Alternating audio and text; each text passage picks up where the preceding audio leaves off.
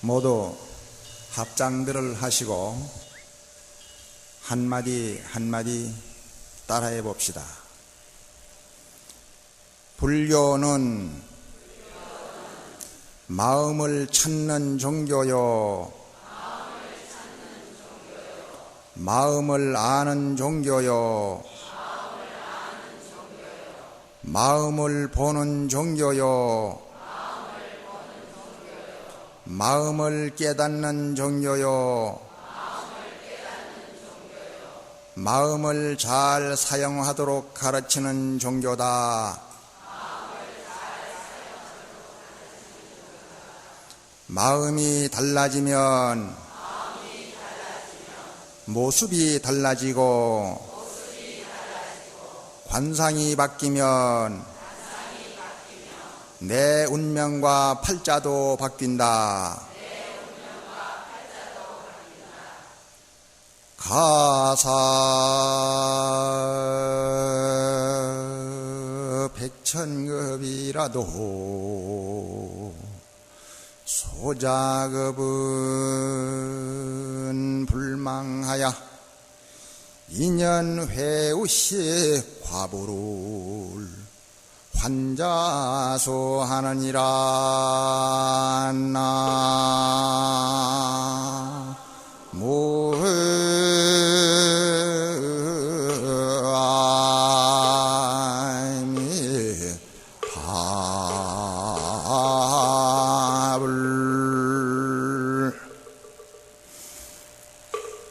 우리가 세상에 나서 100년도 못 살고 가는 인생인데 날짜로 따져봐도 3만 몇천 날밖에 안 되는데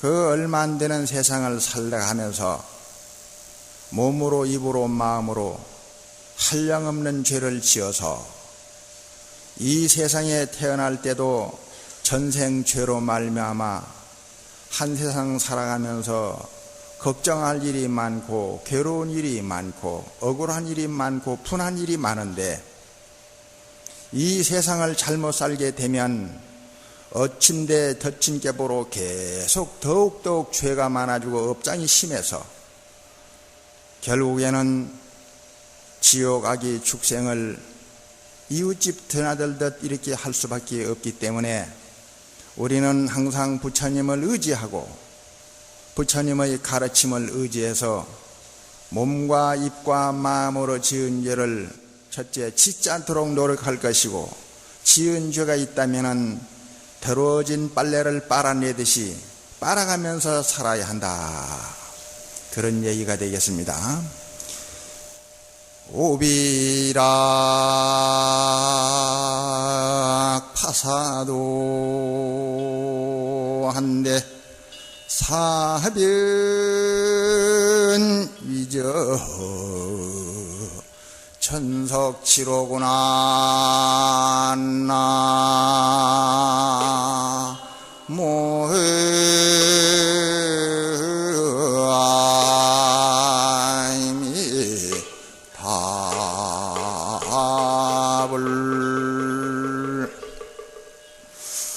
중국에 아주 유명한 큰 스님이 계셨는데 그 큰 스님의 법명이 뭐냐 하면은 영명연수선사라고 하는 큰 스님이 계셨는데 그 스님의 개성이 옳시다.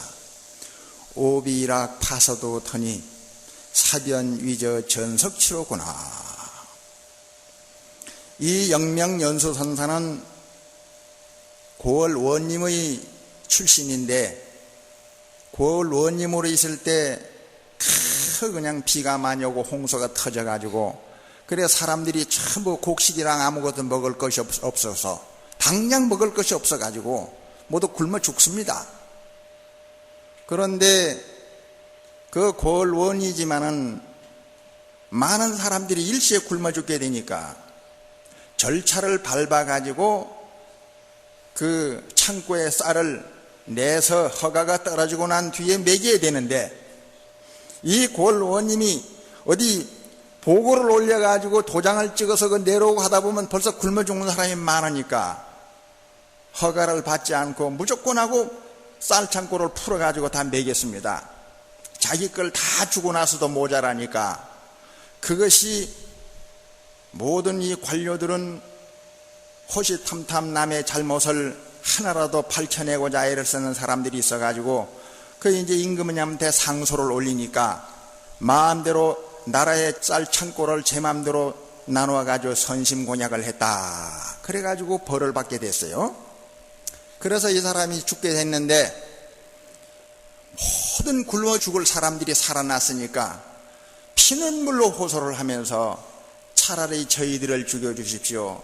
저희들 때문에 죄 없는 우리 원님이 죽게 생겼습니다. 많은 사람들이 모두 통곡을 하고 상소를 올리고 빌고 모두 눈물을 호소를 합니다.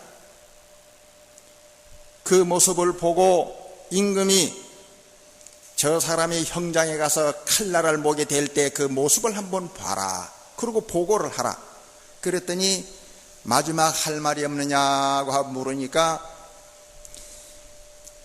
벼슬을 해서 고을원이 된 것은 모든 백성과 국민과 나라의 안정을 위하고 국민을 위하는 일인데 나는 관료로서 한 톨도 나는 이 국가의 재산을 축낸 일이 없거니와 내 직분을 다해서 죽어가는 백성을 살렸는 연고로 나는 죽어가면서도 죽는 그 시간까지 당당하게 나는 고을 원님으로서 원님답게 살아가기 때문에 나는 하등이 더 원망하는 바가 없고 잘 살다가 잘 가는 내 스스로가 당당하고 떳떳하다. 그러니 목을 비라. 이 사실을 보고를 하니까 임금님이 거기에 감탄을 해가지고 참으로 알고 보니까 오히려 내가 그대에게 정치를 배울 사람이다. 그래야지. 그때 그 도장을 받아가지고 승인이 떨어지고 나한테 하려면 사람이 벌써 많이 죽었잖아요. 그러면 벌써 임금님이 손해라. 백성 죽었기 때문에 오히려 당신이 충신이다 해서 더 높은 벼슬을 주려고 하니까 이 원님이 이미 내 생명은 죽은 목숨이니 오늘부터 살아있는 목숨은 나는 차라리 모든 이 머리를 깎고 스님이 돼가지고 한평생 살겠다. 그래서 스님이 된 사람이 영명 연수선사올시다. 대단한 큰 스님이신데 이 스님이 도를 깨치고 보니 떡하니 포수가 그 화살을 가지고 돼지를 쏘러 돌아다니는 거예요 지금. 그래 지금 그 소리입니다. 포수가 영명연소선사 금방 여기 산돼지가 지나갔는데 스님 어디로 지나갔습니까? 그러니 그거 좀 앉아봐라. 그 화살을 좀 내놔봐라. 화살을 딱 쥐고 나서 내 개성 한마디를 들으라. 그래서 이제 개성이에요. 오비 일악 파사도 터니 가마귀가 날아가자 그 잘 익은 나무가지가 휘청하면서 배가 툭 떨어지더니 뱀 머리를 깼다 이겁니다. 그럴 거 아니에요? 희한한 인연대 인연이라.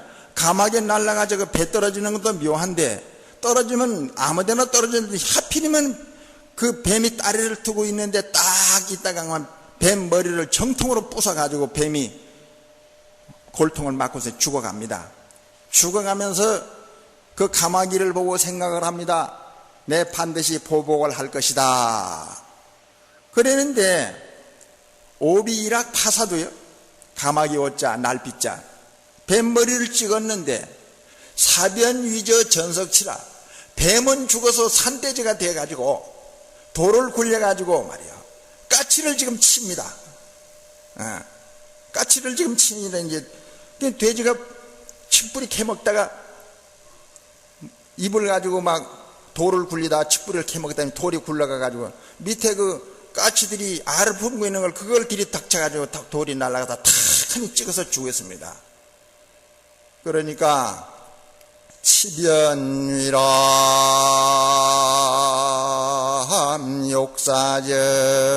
욕사저한데 도사의설 대원결이로다.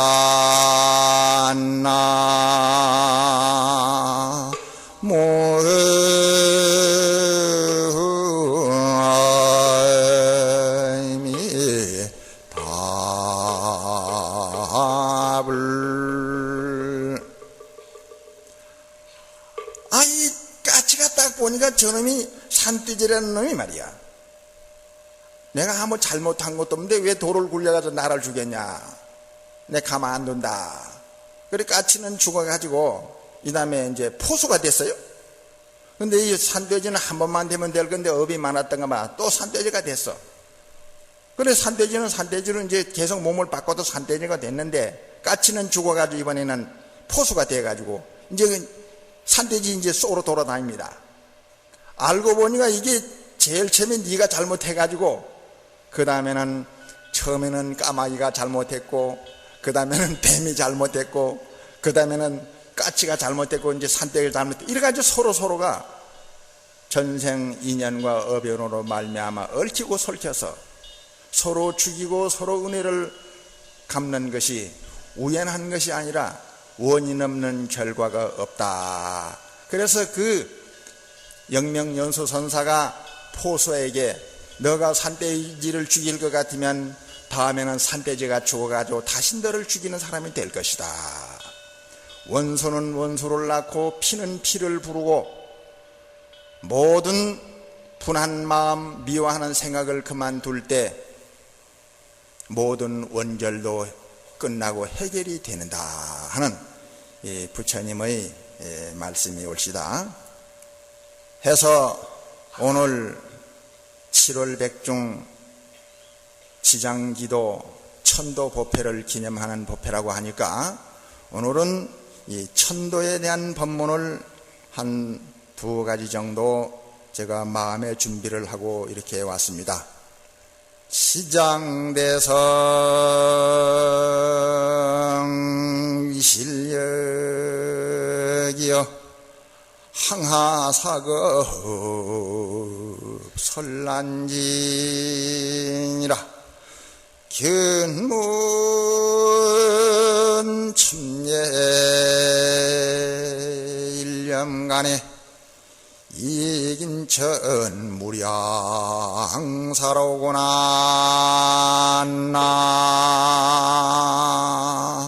나모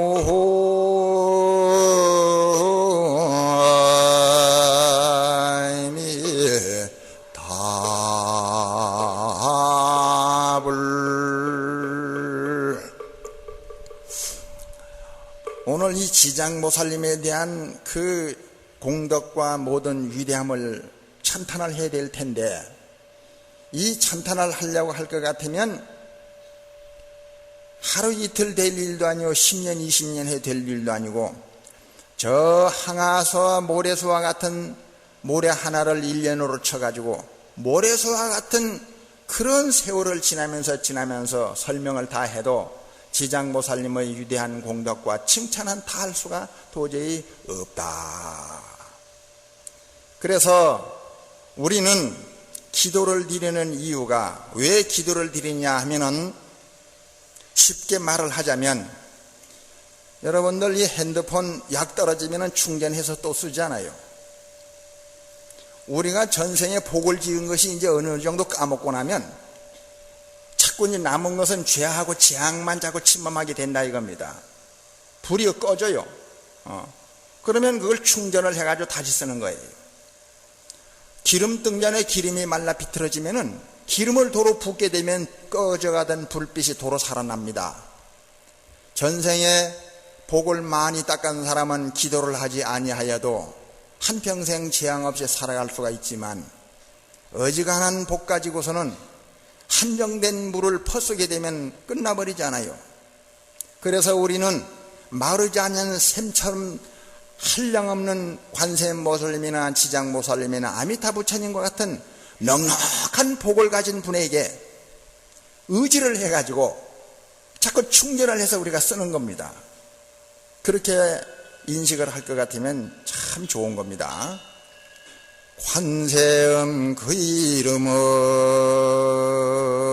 항상 부르되 마음으로 생각하여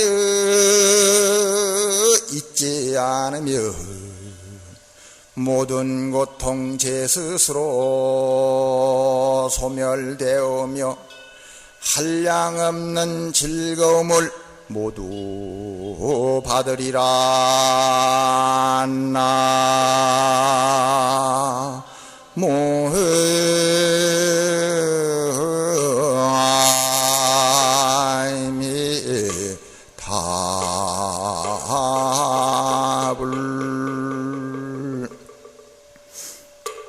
아미타불도 마찬가지입니다. 항상 관세음보살 이마에 아미타불을 모시고 있잖아요. 관세음보살님도 아미타불한테 용돈 타서 쓰는 거예요. 아미타불 한곡조에 80억금 무량 중죄가 춘설같이 녹아지고 무량한 공덕이 구름같이 몰려드느니라. 나무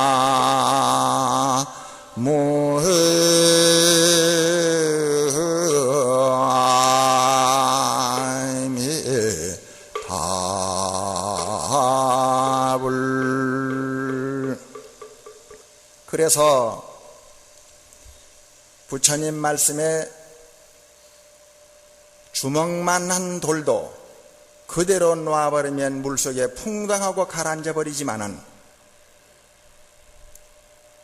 한 짐 잔뜩 짊어지고서도 짊어질 수 없을 만큼 무거운 돌이라 하더라도 큰 배에다 실으면은 가라앉지 않듯이 중생이 비록 업장이 많고 죄가 많고 애군이 많다 할지라도 사주관상이 안 좋고 운명과 팔자를 나쁘게 가져왔다 하더라도 부처님이라고 하는 대성인을 의지할 것 같으면 우리가 멀리 갈 때 배를 타고 기차를 타고 비행기를 타면은 힘들이지 않냐고서도 멀리 갈 수가 있듯이 큰 돌이라도 배에 실으면은 가라앉지 않듯이 성불실력하여 그 부처님의 힘을 빌려서 그래서 해탈을 얻는다 하는 그런 얘기가 되겠습니다. 그래서 오늘은 이 지장보살에 대한 얘기를 조금 중점적으로 하겠어요. 일본 도쿄에 지장사라고 하는 절이 있었는데 지금 그 절이 현재도 아마 저는 존재하고 있다고 생각하고 있습니다. 지금으로부터 280년 전 스스카라고 하는 남자와 요토코라고 하는 여자가 둘이서 결혼을 했는데 3년 만에 이 부인이 병이 들었어요. 그래서 뼈만 앙상하게 남아가지고 다 죽어갑니다. 저녁마다 귀신이 나타나서 목을 조여요. 그러니 밥을 못 먹겠고, 그래 이 여인은 나이 30밖에 안 됐는데 생을 포기를 하고, 여보 우리 할아버지도 30을 못 넘겼고 우리 아버지도 그랬고 우리 오빠도 그랬고 우리 언니도 그랬는데 지금은 내 차례인 것 같습니다. 그분들이 돌아갈 때도 나처럼 이렇게 죽어갔다 이겁니다. 바짝 말라가지고 저녁마다 가위가 눌리는데 귀신이 덮쳐가지고 이렇게 숨을 못 쉬게 만들어서, 그러니 저는 죽을 수밖에 없으니 옛날부터 우리 조상들이 무슨 공동묘지를 함부로 파헤쳐가지고 마음대로 그것을 갖다가 개간을 해서 그런 일들을 해서 안 좋다는 얘기를 들어봤는데 이것이 밑도 끝도 없이 계속 원령 악귀가 돼가지고 우리 집안을 이렇게 씨를 말리고 있습니다. 그러니 내가 죽거든 내 영혼이나 기도를 잘해서 좋은 데 태어나도록 남편한테 부탁을 올렸습니다. 그러니까 이 남편이 사랑하는 부인이 죽어가는 것을 눈으로 볼 수 없어서 옆에서 울면서 하소연을 하고, 세상에 아무리 그렇지만 이럴 수가 있느냐고, 우리 그래도 절에 다니고 있으니 절에 가서 의논해 볼 수밖에 없다. 그래서 지장사라고 하는 절에 가서 스님한테 의논을 했더니 아무리 원령 악귀라 하더라도 지장보살님이 들으면 일이 해결될 수가 있다. 그러니 49일 동안 당신 부인이 죽어가지고 영가천도를 하는 것이 문제가 아니고 당신 부인을 괴롭히고 있는 원혼에 쌓인 그 원령 악귀를 극락으로 인도를 하게 되면 영혼도 좋고 당신 부인도 병이 났으면 좋을 것이 아니겠습니까? 이렇게 말씀을 드리니까 그러면 어떻게 기도를 하면 되겠습니까? 하니 우선 3-7일을 정합시다. 3-7일이면 21일 동안입니다. 지장경을 읽고 시도 때도 없이 지장보살을 부르고 그리고 하루 절 1000배씩을 올려보세요. 그래서 이제 21일 동안을 정말 만사를 제쳐놓고 모든 것을 쉬고 그 스님의 약속대로 3-7일 동안 기도를 했습니다. 기도를 해가지고 떡하니 그 병원에 오니까 마침 혼수 상태에 왔던 그 부인이 긴 한숨을 하고 한숨을 쉬더니 여보 이제야 내가 살 것 같습니다 이거요. 어찌 그러하냐? 벌써 안색이 화색이 돌기 시작을 했어요. 내가 지금 비몽사몽간에 꿈을 꿨는데 어떤 노스님이 척하니 나타나더니만은 허공중천에 무지개 옷 그 차원을 타고설랑 저 높은 허공중천에 나타나더니 그 노스님이 새끼줄을 갖다가 허공중천을 착 내리뜨리더랍니다. 그러더니 구원을 얻고자 하는 자는 이 새끼줄을 붙잡아라 하니까 그 무슨 배 터진 귀신, 자동차 갈려 죽은 귀신, 그 다이아만드로 터져가지고서랑 막 형체를 알아볼 수 없는 귀신, 눈이 없는 귀신, 발이 떨어진 귀신, 어린 나타가 유산한 모든 영가들 수자영가 할 것같이 그 새끼줄인들을 쭉 뻗으니까 올라가면 올라갈수록 그 새끼줄이 계속 연달아 내려와 가지고 쭉 올라가는데 그때 하신 말씀이 나는 그대의 조상 때부터 원혼에 쌓인 원령 악귀인데 당신 남편의 지극한 정성으로 말미암아 지장보살의 구원을 받고 나는 하늘로 승천해 올라가니까 이제는 행복한 세상을 살으시오 하는 그 설명을 받고 나서부터 숨통이 튀면서 이 여인은 완전히 건강이 회복돼 가지고 나이 90살까지 살았다 하는 이런 역사올시다. 이것은 영합록에 나오는 말씀이옵시다.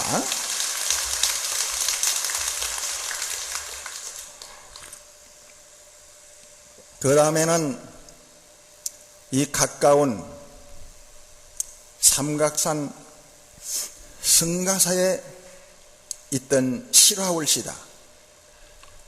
승가사에 19세의 아주 아름다운 그 여인이 부모를 잃고 절에서 자라다시피 해가지고 나이가 19살이 됐는데 이제 스님이 되기 위해 가지고 지금 횡단 노릇을 합니다. 근데 이 인물이 너무 출중하고 너무 아름다워 가지고 그래서 얼마 후에는 스님이 될 판인데 그때에 서울 장안의 큰 부자의 그 사장 사모님 되시는 분이 떡 절에 와가지고 그 7대 독자가 결혼을 2번을 했는데 아직까지도 어린애가 없어요. 그래서 어린애 못 난다는 그 죄로 말미암아 그 부인을 또 이혼시키고 해가지고 재산만 주고설랑 다 주고 어린애 낳을 수 있는 사람을 하나 이제 구하려고 이제 절에 왔다가 딱 보니 승가사에 비구니 후보생으로 있는 점례 행자를 보니까 너무 피부 색깔이 좋고 너무 아름다운 아주 미인이라. 그래서 주지스님 보고 저 사람이 누굽니까? 그랬더니 참 불쌍한 사람이요 곧 스님이 될 것입니다. 그랬더니 내 생각에는 우리 집에 가서 어린 아기만 하나 낳아주면은 그 모든 재산이 자기 것이고 이 세상 모든 행복을 누릴 수가 있을 텐데 어떻게 잘 설득을 해주세요 하는데, 부엌에서 그 점녀가 그 얘기를 들었어. 그 얘기를 들어가지고 내가 스님이 돼야 되느냐, 아니면은 세상에 한 번 났으니 시집을 한 번 가보아야 되느냐 늘 망설이고 있었는데, 부엌에서 그런 소리를 들으니까 자꾸 이제 가슴이 설레입니다. 그래 마침 들어와 보노라. 지금 이 만화님께서 참 대단한 부자이신데 이러이러한 간청이 들어왔는데 네 생각이 어떠느냐. 그러니까 그 점녀가 어제 저녁 밤에 꿈꾼 얘기를 합니다. 저는 무섭고 두렵습니다. 솔직한 심정으로 생각 같아서는 부잣집에 한번 며느리가 돼가지고 나도 한번 남부럽지 않게 살아보고 싶은 생각은 있는데, 어제 저녁 꿈에 부처님이 도깨비로 나타나는 꿈을 꿨다 이거라. 두렵습니다. 그러니까 그 사장 어머니 되시는 그분이, 여봐라 점녀야, 꿈은 모든 것이 반대다. 네가 나를 만나서 좋은 데 시집 가면은 팔 잡히는 그런 꿈이다. 내가 꿈 해몽을 누구보다도 더 잘한다. 나를 따라가자, 나를 따라가자. 그래 이 점녀가 뭐 그런가 싶어가지고 따라가서 시집을 갔습니다. 극진히 남편을 받들어 모시고 시부모를 잘 봉양을 했습니다. 그런데 이게 무슨 이런 일이 다 생깁니까? 결혼한 지 3년 만에 임신을 했는데 몸이 이상이 생겨가지고 병원에 가서 진찰을 하니까 임신 3개월인데 모체의 자궁에 혹이 자라나고 있기 때문에 이 여인을 살리려면은 아기를 죽여야 되고 자궁을 다 드러내가지고 빨리 수술을 해야 되고, 아기를 살리려고 하면 이 산모는 죽습니다. 이제 그거를 이제 점녀 안 듣는데 그 얘기를 한 거예요. 그러면 수술을 하면은 제 임신이 되느냐 안 되느냐, 한번 대수술을 받고 나면은 임신은 안 됩니다 하니까 병원장하고 그 남편 되는 사람하고 서로 식구들끼리 협의를 해가지고 극비에 붙여서 끝까지 수술을 안 해줬습니다. 점점 통증은 심해져 옵니다. 벌써 5개월, 6개월, 7개월, 8개월 10달이 다가오니까 숨을 쉴 수 없을 만큼 다 죽어가고 있어요. 그래서 이 점녀는 마지막 순간에 죽어가면서 유언을 합니다. 나는 운명과 팔자가 절에 살다가 죽어야 할 사람인데 내 복이 없는데 너무 과분한 집안에 시집을 오고 보니 내가 이렇게 되는 모양입니다. 그러나 내 아이는 잘 키워서 가문을 잇게 해 주시고 내 시신은 죽거든 내가 살던 삼각산 승가사 뒷산에 양지 바른 쪽에 묻어줘서 언제든지 멀리서나마 승가사에서 은은한 향냄새를 맡게 해주시고 아침 저녁 치는 종소리 목탁소리가 쟁쟁 귀에 들리면서 내 영혼을 달랠 수 있도록 그 양지 바른 쪽에다가 승가사를 향해 가지고 나를 시신을 묻어주세요. 간곡한 부탁을 했습니다. 이때에 그 사장과 모든 시부모는 걱정을 하지 말라고 해놓고 막상 죽고 난 뒤에 아기의 귀한 생각만 했지 아기의 어머니가 비참하고 처참하게 죽어간 그 심령을 헤아리지 않고 장례를 치르는데 마침 비가 많이 와가지고 그 장제까지 가지도 않고 회사 직원들을 시켜서 삼각산 그 산에 올라가서 양지 바른 쪽에 가서 묻어주라 하고 이제 시켰는데 그 회사 직원이 시신을 싣고 오다가 아직까지 30리를 더 올라가야 되는데 중간에서 참을 먹고 숨 쉬는 판국인데 그때 그 회사 직원 중에 한 사람이 바로 요 옆에 차가 들어갈 수 있는 부근에 우리 사장님이 호텔을 지으려고 땅을 사는 땅이 있으니 막 그 땅에다 묻어주고 가면 더 좋지 않겠습니까? 지금까지 30리를 어떻게 이걸 들것에서 지고 설랑 그 태산 줄령을 넘어가서 그래 할 겁니까? 비도 오고 하니까 그래 합시다. 아, 그거 좋다. 그래서 호텔 부지에다가 그 시신을 묻어주고 그걸로 끝났습니다. 세월은 흘러서 15년이라고 하는 세월이 흘렀는데 15년 만에 점녀가 남편 꿈에 나타난 거예요. 여보, 너무너무 추워요. 너무너무 배가 고파요. 너무 괴로워요.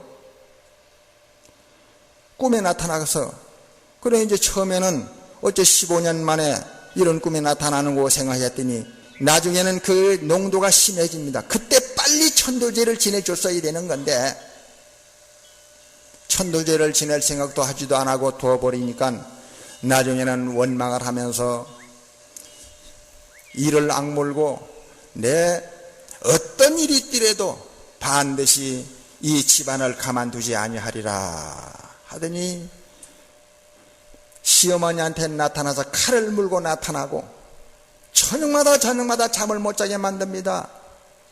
그래서 그 시아버지는 병원에 입원을 하고 남편은 미쳐버리고 또 그 시어머니 되는 사람 구술했지만은 굿떡도 아무런 덕을 볼 수가 없어요. 그래가지고 온 집안 식구가 모두 다 망하고 있는 판입니다. 새로 들어온 그 며느리의 목을 조여가지고 저녁마다 캑캑거리고 설랑 그냥 괴로워서 못 삽니다. 그래서 이 내용을 알아봤습니다. 이게 어떻게 된 거냐 하고 회사 직원을 불러서 그 성가사 뒷산에 양지버린 쪽 가서 무덤을 찾아보니 무덤이 있나요? 그래 어떻게 된 거냐 하고 물어보니까 호텔 지을 자리에다가 갖다 묻었는데 그 자리에 장사가 잘 돼가지고 돈을 벌어서 호텔을 지으려고 거기다가 다이아몬드를 막 그냥 터뜨리고 하는 바람에 시신이 막 갈기갈기 찢어져가지고 목은 목대로 다리는 다리대로 다 달아나버린 겁니다. 그 어디 찾을 수도 없게 돼버린 거예요. 그래서 그 집안이 그리 된 겁니다. 그래서 그 소식을 듣고 성가사 스님께 사람을 보내가지고 저희 집안을 붙들어 주십시오. 살려주십시오. 죽을 죄를 지었습니다. 그러니까 그 성가사 스님이 내려와 가지고 의논을 했습니다. 천상 지금이라도 점례의 위패를 성가사에 모시고 천도제를 지내는 수밖에 없습니다.